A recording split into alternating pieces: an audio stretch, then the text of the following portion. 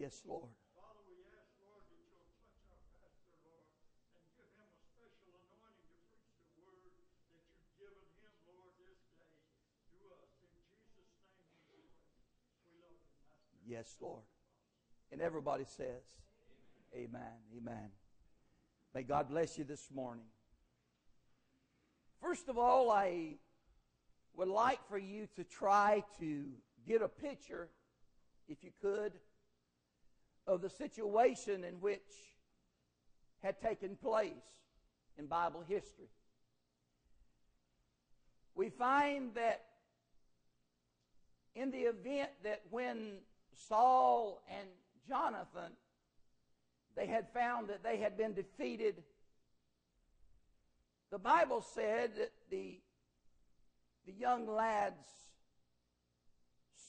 servant picked up Mephibosheth. He was at the age of 5 years old. And the Bible said as she began to run with him in retreat, running from that which she thought was going to destroy him and them, that while she was running, he fell.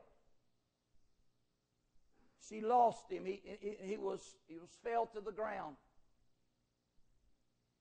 And the Bible then states that you would be already able to see the damage because it was noticed and it was told at that point that Mephibosheth was lame in his foot. So damage was already done. Now I know this morning that we know in history that King David was already been anointed to succeed Paul and to be king over God's people. And we know that the great bond that Jonathan and David had.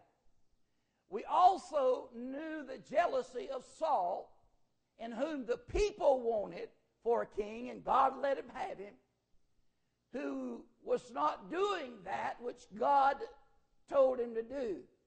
He kind of wanted to do things his own way. Does it sound familiar about the church today? Kind of do things his own way and really impatient, because when he'd want to do something, the Bible said there was times when he didn't wait on God. He'd go ahead and do it, and he'd mess up. I want you to look at this young man this morning and this lady who was carrying him as losing their king. And their king at that time was Saul. And let's look symbolically, if we may, this morning at King Saul. And let's look at our king this morning. He is the King of Kings and he is the Lord of Lords.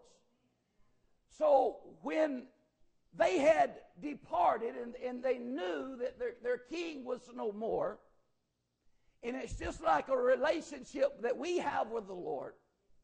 And when we separate from that relationship, there's something in us that just wants us to run. Have you ever been there? Have you ever run from the calling of God?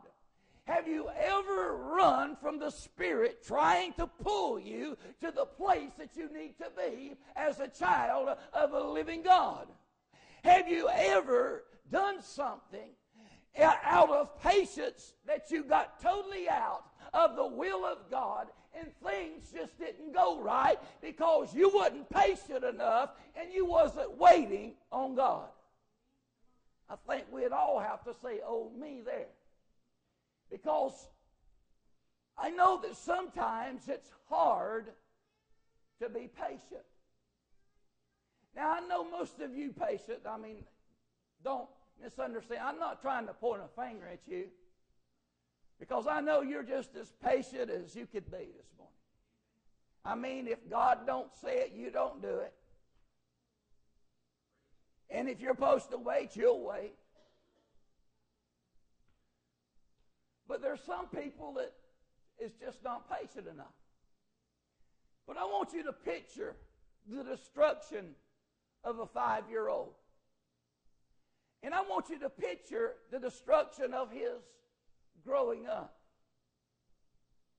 and how that he was unable to go and play with the other kids. How he was unable to go out and do the things and be with them in their activities or what they was doing, because he had run, or they had run, and he was crippled. I want to tell you something this morning. I believe that every one of us at one time or another has run from the Lord. I've been in churches before as a young man, a few years ago, and heard the preacher preaching, knew he was talking to me, knew that God had gave him that message. I was so torn up in the spirit that I could feel the Spirit of the Lord tugging at me, but yet I got up and walked out of the church without going to the altar. How many else has been guilty of that same thing? Matter of fact, when I went to the altar the last time and turned my life and a heart over to the Lord, if you was to go up and see the pew at the Old Country Church, you could still probably find my imprint of my fingers where I was holding on. But when the Spirit of the Lord fell down, I was tired of running. Can't you imagine, not only was this young man crippled, but his entire life he was running. Because Saul was going to take David's life. Don't you think his own grandson thought that he was probably mad at him too? So he was probably in hiding. Sometimes like we are from what God's will would have us to do or to have us to be. But then one day, David remembered. And he says, is there any of Saul's house, referring because him and Jonathan was close. Jonathan had come to him many times in history through the Bible and told him what was going to take place in his life, that his dad was out to slay him. He needed to hook it. He needed to run. So he did. There was times that Saul even threw a spear and tried to take David's life. What was it about? It was all about jealousy. And I'm not going to preach on jealousy this morning because I know there ain't none in this church.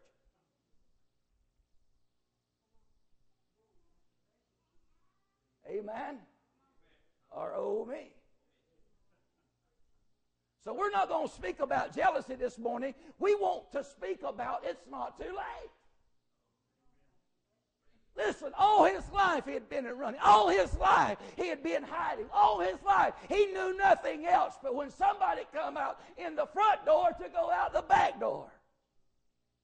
He knew what it was like. Fear every time building up in his life. His heart beating out of just as hard as it could because of fear. Because he knew at any day he could be destroyed or he could be killed. He knew that. Don't you think Grandpa had talked to him?